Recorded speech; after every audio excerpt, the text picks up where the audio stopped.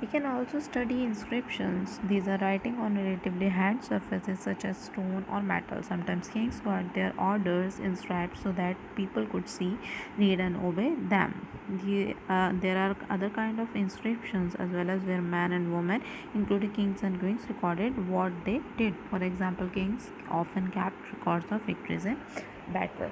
तो अब क्या हुआ था, पहले मतलब इंस्क्रिप्शंस भी हुआ करते थे. अब besides manuscript we can also see the inscriptions क्या होते थे, ठीक है. इंस्क्रिप्शंस होते थे पत्थरों पे अपनी जो भी किया गया है, मतलब कोई भी आपने उपाधि ली है या फिर आपने कोई भी बड़ा काम किया है, तो वो चीज़ इंस्क्राइब करवाना, ठीक है, पत्थर पे लिखवाना, ठीक है. तो पहले के जो किंग हुआ करते थे वो जो है अपनी पावर दिखाने के लिए क्या करते थे, जो है जो भी डेली लाइफ से रिलेटेड एक्टिविटीज़ थी और उनकी जो भी अचीवमेंट्स थे वो सब चीज़ें वो लोग लिखवाया करते थे, ठीक है. उनकी victories, for example kings often kept records of victories in battle, कि उन्होंने कौन से बैटल जीते, किस किस को हराया था, ठीक है. उनकी पावर के बारे में वो ये सब कुछ शो करते थे, ठीक. तो ये एक तरह से कह सकते हैं हम, एक तरीका था उनका अपने आप को, अपनी विक्ट्रीज़ को शो करने का. Can you think of the advantages of writing hard surface and what could have been the difficulties. तो यहाँ आप लोग ये चीज़ देख सकते हैं, यहाँ पर आप देख रहे होंगे, ठीक है. ये एक तरह से स्टोन पर लिखी हुई चीज़ है, ये आप पढ़ नहीं पाएंगे, ठीक है. बहुत छोटे छोटे दे रखा और शायद लैंग्वेज भी अननोन ही होगी, ठीक है. तो यहाँ पर ये हम देखते हैं क्या है, unknown inscription. This inscription dates to about 2250 years ago and was found in Kandahar, present day Afghanistan. It was inscribed on the order of a ruler named Ashoka. You will read about him in chapter 8, ठीक है. Scripts consist of letters or signs where we read what is written or speak. We use a language. This inscription was inscribed in 2 different scripts and languages, Greek and Aramaic, which were used in this area. तो ये चीज़ ये बहुत important है, इसे आप याद रखेंगे, ठीक है. ये जो इंस्क्रिप्शन है ये किसका है, द ग्रेट अशोका का है, ठीक है. वो कह सकते हैं अशोका द ग्रेट का ये इंस्क्रिप्शन है जो उन्होंने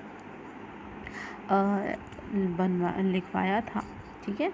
और ये किन लैंग्वेजेस में लिखा गया है, ये लिखा गया है एरामाइक, ठीक है, एरामाइक और ग्रीक लैंग्वेज में, ठीक है.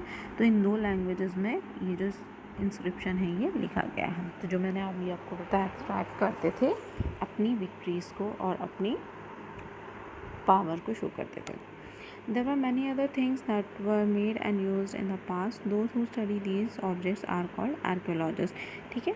तो बहुत सी चीज़ें हुई थी पास्ट में, ठीक है, और बहुत सी चीज़ें बनाई गई थी पास्ट में, ठीक है. तो उन सब चीज़ों को स्टडी करने वाले लोगों को क्या कहा जाता है, जो लोग उन पास्ट की एविडेंसेस या सोर्सेज के बारे में स्टडी करते हैं उनको क्या कहा जाता है, उनको कहा जाता है आर्कियोलॉजिस्ट्स, ठीक है. They study the remains of buildings made of stone and brick, painting and sculpture. They also explore and excavate, dig under the surface of the earth to find tools, weapons, pots, pens, ornaments and coins, ठीक है. तो ये सब चीज़ें आप देख लेंगे. तो इन सब चीज़ों के बारे में, मतलब जो भी पुराने अर्ली पॉट्स हुआ करते थे, ठीक है, पेन्स हुआ करते थे, ऑर्नामेंट्स, वेपन्स, इन सब के बारे में वो लोग जो है क्या करते हैं, रिसर्च करते हैं, ठीक है. जिससे कि वो पास्ट के बारे में जान सके कि पहले के लोग किस तरह की चीज़ें यूज़ करते थे, किस तरह के टूल्स यूज़ करते थे, ठीक है, किस चीज़ में खाते थे, पीते थे. तो ये सब चीज़ें आर्कियोलॉजिस्ट फाइंड आउट करते हैं. सम ऑफ दीज ऑब्जेक्ट्स में be made of stone, others of bone, baked clay, metal objects that are made of hard imperishable substances usually survive for a long time. तो अब यहाँ पर जो है बहुत सी चीज़ों से जो है वेपन्स और कह सकते हैं हम लोग पॉट्स बनाए जाते थे, यूटेंसिल्स बनाए जाते थे, ठीक है. तो मेनली यहाँ पर क्या यूज़ होता था, स्टोन्स, पत्थर का यूज़ करते थे. जैसे कि हम लोग जानते हैं कि पुराने ज़माने में क्या होता था, जब स्टोन एज था तो वहाँ पर किसके होते थे वेपन्स, स्टोन के वेपन्स बनाए जाते थे, ठीक है. और उसी तरह से जो हड्डियाँ जो होती थी, जानवरों की हड्डियाँ, उनसे भी बहुत सी चीज़ें बनाई जाती है, कह सकते हैं हम ज्वेलरीज बनाए, ऑर्नामेंट्स बनाए जाते थे, ठीक है. और they were bones were also use as a tool और वेपन, ठीक. बेक्ड क्ले भी यूज़ की जाती थी. Object that are made of hard imperishable substances, ठीक है। तो जो हार्ड चीज़ें थी उनसे जो है टूल्स और वेपन्स भी बनाए जाते थे, ठीक। इस फिगर में आप लोग देख सकते हैं, left a pot from an old city, pots like these were used about 4700 years ago. तो यहाँ आप देख सकते हैं कि ये कितना पुराना पॉट है, ठीक है। तो ये एक तरह का एविडेंस है हमें जानने के लिए अबाउट आवर पास्ट, ठीक है। An old silver coins such as this one were in use from about 2500 years ago। तो ये क्या है, ये दो तरह के कॉइन्स हैं, ठीक है। तो इस तरह के कॉइन्स हुआ करते थे पहले। In what ways is the coin different from the ones we use today? तो अब आपको इन कॉइन्स में और जो हम आज यूज़ करते हैं उन कॉइन्स में डिफरेंस बताना है कि क्या डिफरेंस आपको लगता है, ठीक है। आप लोग कमेंट सेक्शन में मुझे बताएंगे डिफरेंस, ठीक है। हम आगे बढ़ते हैं। Archaeologists also look for bones of animals, birds, and fish to find out what people ate in the past. They survive in a charred form. Do you think cloth is found frequently by archaeologists? तो अब यहाँ पर बात वही आ गई है जो मैंने अभी आपको बताया था कुछ देर पहले कि आर्कियोलॉजिस्ट जो थे bones, animal bones find out करते थे, ठीक है। वो लुक करते थे for the bones of animals और बर्ड्स और फिशेस के बारे में, जैसे कि उन्हें पता चले कि पहले के लोग क्या मतलब खाते थे, किस जानवर को खाते थे और मतलब वो किस तरह से सरवाइव करते थे, ठीक है। और वो लोग सीड्स के बारे में भी, ग्रेन्स के बारे में भी, इन सब के बारे में जो है लुकआउट करते हैं, ठीक। Do you think cloth is found frequently by archaeologist? क्या आपको ये लगता है? ये आप लोग मुझे बताएंगे, ठीक है। ये वही चीज़ है, सोर्सेस क्या होते हैं, सोर्सेस और एविडेंसेस क्या होते हैं जिनसे हम पास्ट के बारे में पता लगा सकते हैं, ठीक है। तो सोर्सेस की अगर बात करें तो सोर्स में हम लोग कह सकते हैं क्या है हमारे पास, मतलब अप्रोच कह सकते हैं, ठीक है। तो सोर्स क्या है, जैसे कि आप लोगों को कोई चीज़ चाहिए, ठीक है, तो आपको उसका सोर्स होना चाहिए और आपके पास उसका सोर्स होना चाहिए, ठीक है। जैसे कि आपको कहीं पहुंचना है, किसी जगह पर जाना है, तो वहाँ पर आपको ट्रैवल करने के लिए एक सोर्स की ज़रूरत है। तो सोर्स क्या है, कोई भी बस या फिर आपकी खुद की ओन कार या बाइक हो सकती है, ठीक है। So that will be a source, ये एक सोर्स हो जो आपको आपकी मंजिल तक, उस जगह तक पहुंचा सकती है। तो उसी तरह से पास्ट को जानने के लिए हमारे पास क्या सोर्स है, हमारे पास है मैन्युस्क्रिप्ट है हमारे पास एज अ सोर्स, ठीक है। और भी बहुत से सोर्सेज हैं जो कि आर्कियोलॉजिस्ट ने फाइंड आउट किए हैं। एविडेंसेस, अब एविडेंसेस क्या होते हैं, एविडेंसेस होते हैं प्रूफ्स, ठीक है। प्रूफ्स होते हैं, जैसे कि हमें एनिमल बोन्स मिल गए, ठीक है, और स्टोन पे जैसे कि इंस्क्राइब हमें इंस्क्रिप्शंस मिल गए, ठीक है। तो ये एक तरह के प्रूफ्स हैं जो हमें, मतलब एक तरह से हम प्रूफ कर रहे हैं कि हाँ पास्ट में इस तरह के लोग रहते थे, इस तरह के जानवर हुआ करते थे, उस टाइम पर लोग क्या खाया करते थे और मतलब किंग्स का, मतलब किस किंग का किसके साथ बैटल हुआ था और वो कितने पावरफुल हुआ करते थे, ठीक है। तो ये सब चीज़ें हमें पता चलती हैं, ठीक है। अब आ जाते हैं वन पास्ट और मैनी।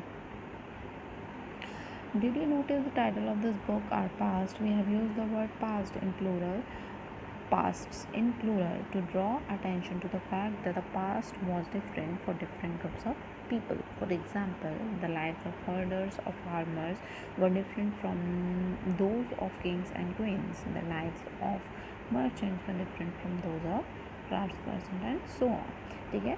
तो यहाँ पर हम लोग टाइटल में देख सकते हैं, अगर हम बुक का टाइटल पढ़ें तो आप लोग देख सकते हैं कि उसमें आवर पास्ट्स हैं। अब हमारी बुक का नाम क्या है, आवर पास्ट्स, ठीक है, प्लूरल फॉर्म है। क्यों?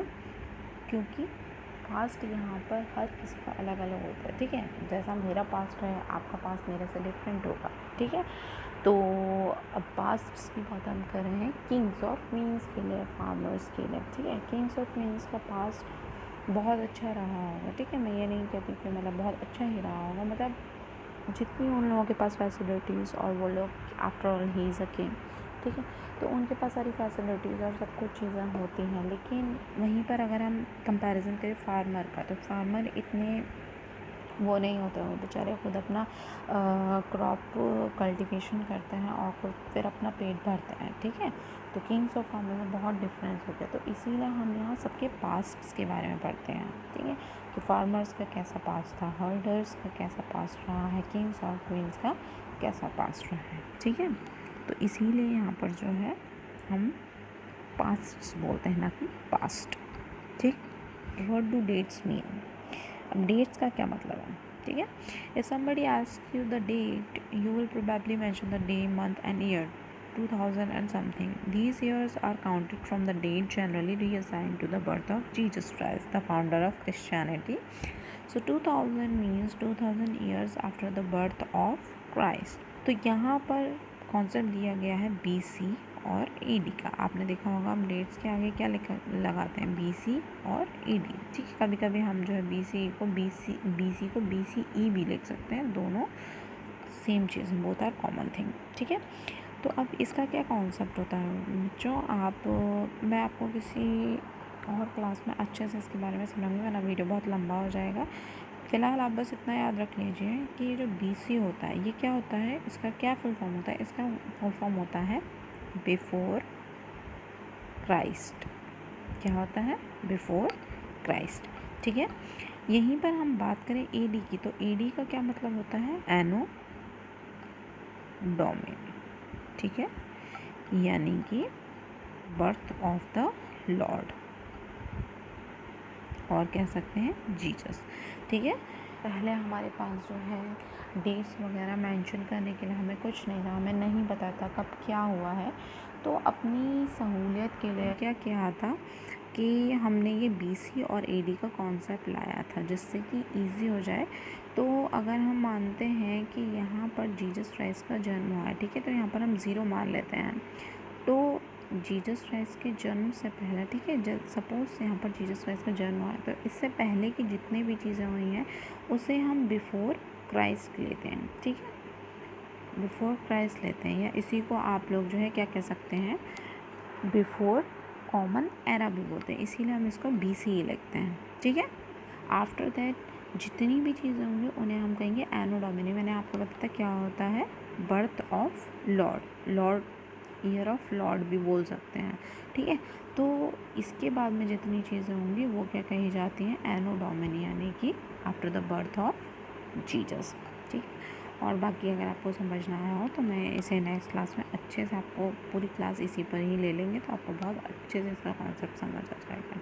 ठीक है, तो यहाँ पर हमारा चैप्टर ख़त्म हो गया है। यहाँ पर जो है लेटर्स विद डेट्स, ये मैंने आपको कहा है, ये मैं किसी और में समझाऊंगी। देखिए यहाँ पर आप देख सकते हैं ये एनो डोमिनी और कहाँ है, बिफोर क्राइस्ट। ठीक है, तो यहाँ पर इसको जो है बिफोर क्राइस्ट को बिफोर कॉमन एरा भी बोलता है। तो यहाँ पर हमारा चैप्टर ख़त्म होता है। इसके बाद है एक्सरसाइज। इसे आप लोग ज़रूर तक कोशिश करिएगा कि आप खुद से करें। असम इम्पॉर्टेंट डेट्स हैं ये, तो इन्हें ज़रूर याद रखिएगा।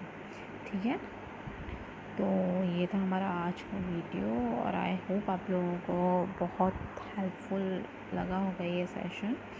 इसी तरह से मैं और चैप्टर्स कवर करती रहूँगी, और आप लोग भी अपना सपोर्ट दिखाइए, और चैनल को सब्सक्राइब कीजिए। वीडियो अगर पसंद आए तो लाइक कीजिएगा, और ज़्यादा से ज़्यादा अपने फ्रेंड्स में शेयर कीजिए। ठीक है, अपने क्लासमेट्स के साथ, और जितने भी नीडी फ्रेंड्स हैं आप लोगों सबके साथ आप लोग शेयर कीजिए, और चैनल को सब्सक्राइब ज़रूर कीजिए। ठीक, और बेल आइकन भी प्रेस कर लीजिएगा, जिससे कि आप लोगों को आगे की भी मेरी फ्यूचर वीडियोस मिलती रहें। ठीक है, तो thank you so much guys, मिलते हैं नेक्स्ट वीडियो में। बाय।